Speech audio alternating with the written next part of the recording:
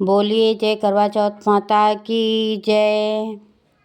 आज हम आपके सामने लेके आए हैं करवा चौथ पर सबसे ज़्यादा सुनी जाने वाली कहानी रानी वीरावती और उनके 5 भाइयों की कथा। बहुत समय पहले की बात है। एक नगर में वीरावती नाम की एक खूबसूरत और गुणवान राजकुमारी थी।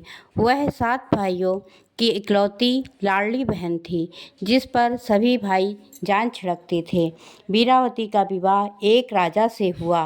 विवाह के बाद अपने पहले करवा चौथ के व्रत के लिए वह अपने मायके आई। उसने सूर्योदय से ही अपने पति की लंबी आयु के लिए निर्जल व्रत रखा। शाम होते होते वीरावती को भूख प्यास से बहुत कमजोरी महसूस होने लगी और वह व्याकुल हो उठी। 7 भाइयों से अपनी लाडली बहन की यह हालत देखी नहीं गई। वे जानते थे कि वीरावती चंद्रमा को अर्घ दिए बिना कुछ भी नहीं खाएगी। तब भाइयों ने मिलकर एक योजना बनाई। वे नगर के बाहर एक पीपल के पेड़ के पीछे गए और वहां आग जलाकर एक छलनी छानने वाली जाली की ओट रख दी। दूर से देखने पर वह जलती हुई आग छलनी से झांकते हुए चंद्रमा के समान दिखाई देने लगी।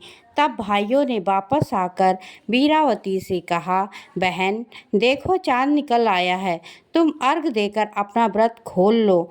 वीरावती ने अपने भाइयों की बात पर विश्वास किया था, इसलिए उसने पीपल के पेड़ के पीछे की नकली चांदनी को ही असली चांद मान लिया और तुरंत सूर्य अर्घ दे दिया और अपना व्रत खोल लिया। जैसे ही वीरावती ने भोजन का पहला टुकड़ा मुंह में डाला, उसे छींक आ गई और दूसरा कौर डालते ही उसे अपने पति की ओर से अशुभ समाचार मिला और तीसरा कौर लेते ही उसे यह खबर मिली कि उसका पति की मृत्यु हो गई है। वीरावती यह सुनकर सन्न रह गई और फूट फूट कर रोने लगी। वह तुरंत अपने पति के महल की ओर भागी। रास्ते में उसे देवी पार्वती मिली। वीरावती ने उनसे रोते हुए पूछा कि करवा चौथ का व्रत करने के बाद भी उसे यह दुख क्यों मिला है। इन देवी पार्वती ने बताया कि तुम्हारे भाइयों ने तुम्हें धोखा दिया है और तुमने झूठा चांद देखकर अपना व्रत तोड़ा है, इसलिए तुम्हारे साथ यह अनहोनी हुई। वीरावती ने देवी की विनती की और अपनी गलती की क्षमा मांगी।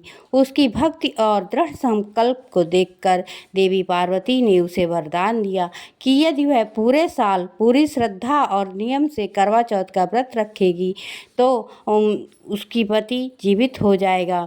वीरावती ने पूरे 1 साल तक धैर्य रखा। अगले साल पूरे विधि विधान से करवा चौथ का व्रत रखा। उसकी सच्ची श्रद्धा और तपस्या देखकर स्वयं यमराज ने उसके पति को पुनः जीवन दान दिया। इस प्रकार वीरावती को उसका पति वापस मिल गया और वह फिर से सुहागिन बन गई।